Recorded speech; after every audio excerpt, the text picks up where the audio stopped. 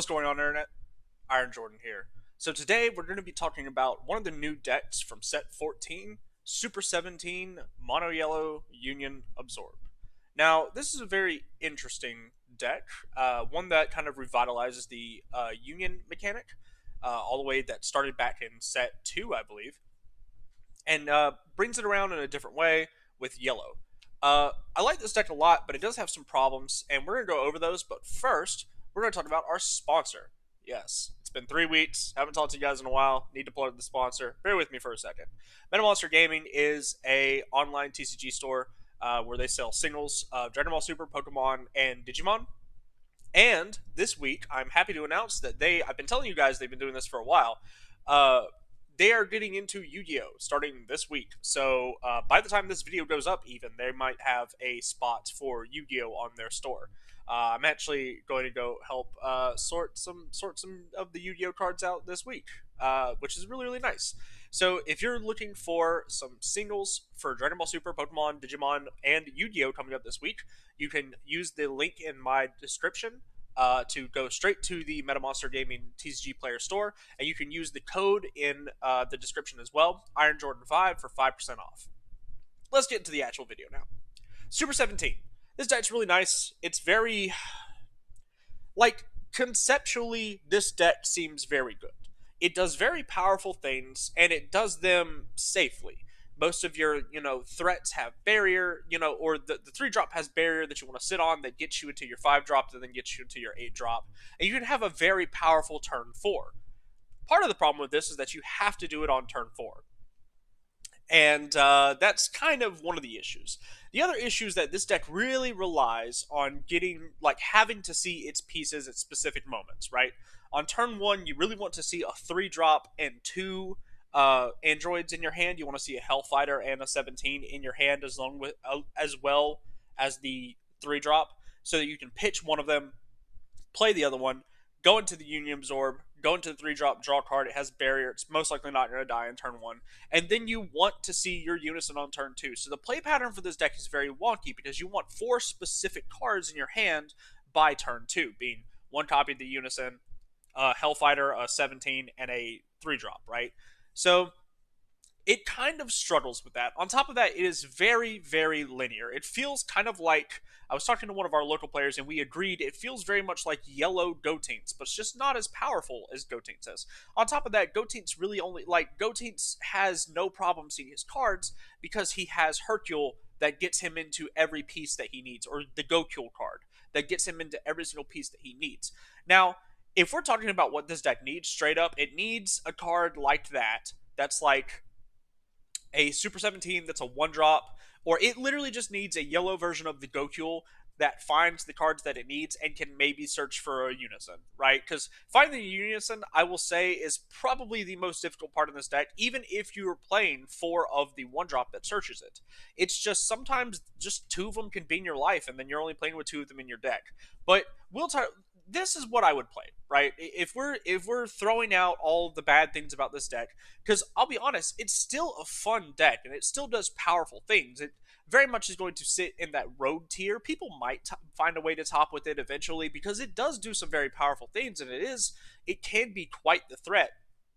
It's just, man, does it take some dedication to get these ratios right, Like, I don't think that one of the problems with this deck too is that it just kind of inherently loses to mill. You are drawing so many cards on the front side and back side of your leader, and you're taking so many cards out of your deck with the 3-drop and with, drawing every single time that you Union. It is difficult to not lose to mill. You are most likely going to end with the Sin Shenron deck running around now, with people trying to figure out how to make that meta. It certainly is a probably more meta pick than this one is. And I'll be honest with you guys, I've been playing the Sin Shenron deck and I like it quite a lot. But yeah, no, I think this deck has a lot of potential, and this is how I would play it, and this is how I was playing it before I took it apart, right? So you're just maxing out on all the engine stuff. You're playing 4 of the Jiro and 20 because this is just, I'm sorry, the Jiro and Mew, because this card just, it awakens you. You gotta have it. You can actually throw a second, I've actually considered this, throwing a second 2-drop in here, like the Gogeta, the Gogeta Unison from set 10. And in fact, the guy that I was talking to about this deck, he was playing the Gogeta instead of this, I think. So I really think it's important to make sure that you maximize seeing your unisons. You could play a 3-3 split if you really want to. Four of the Android Negate. This is a very cuttable card. It's just a name and it's a one drop. So it's a one drop negate that's a name. So you play it. Three Awakened Attack. This card is very, very good. It can be for free, double strike, buff your leader if you have a certain amount of cards underneath your underneath all your battle cards. It goes along very well with you're playing a very defensive package. You've got four Power of a Super Saiyan, and you've got three Robotic Riposte, which you can bump this up if you really want to, but I don't think you need to. I don't think you have enough extra cards to really justify playing any more than three. Four of the five drop. Some people will play less, but I think it's very important that you see it. Four of both of the Union guys, just because you want to see them. Four of the eight drop. I think this is also not mandatory at four, but it's also not searchable.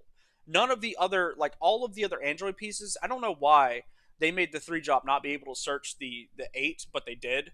So I played four of it just so I could see it because there were some games where I mean, like even in this game where you're drawing 1,000 cards, there are some games where you're not going to see your pieces. Four of the three drop, it's just the best card in the deck to get you started. Four of the one that searches for unisons, it also searches for five drop or lower androids. Four of your super combo, it's just an android super combo, so you play it, so like you can super combo it, and then you can use your leader's ability to put it underneath something. And then obviously we talked about the ratios of the defensive cards, and then four of the Vegeta.